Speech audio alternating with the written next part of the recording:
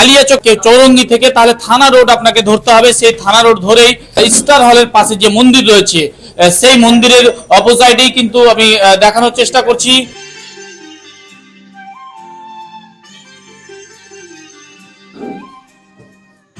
গুটকা খেয়ে দাঁতের যে অবস্থা হয়েছে, তারা কিন্তু ভয় করে, লোকের সঙ্গে কথা বলতেও কিন্তু ভয় করে। স্মাইল কেয়ার ডেন্টাল ক্লিনিকে আসুক, অত্যাধুনিক যন্ত্রপাতির সাহায্যে আমরা এখানে চিকিৎসা করি। পোকা লেগে যাওয়া হোক বা দাঁতে ব্যথা হচ্ছে, শিরশির করা হোক, এখানে আরসিটিরও ট্রিটমেন্ট আছে, বাচ্চাদের দাঁতও এখানে।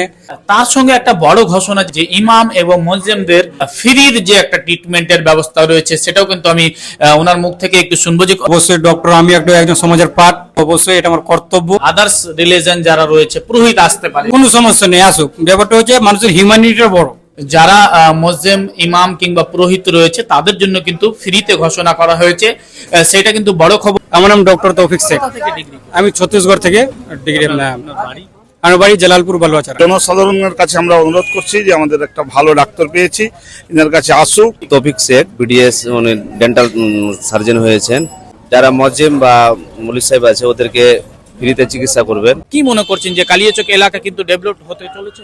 পিছনের বদনাম ঘুচিয়ে আমাদের যে সামনের জেনারেশন, তারা কিন্তু শিক্ষার আলোর দিকে আগে বাড়ার চেষ্টা করছে এবং ভারতবর্ষে বিভিন্ন জায়গায় বিভিন্ন নাম ছড়িয়ে যাচ্ছে।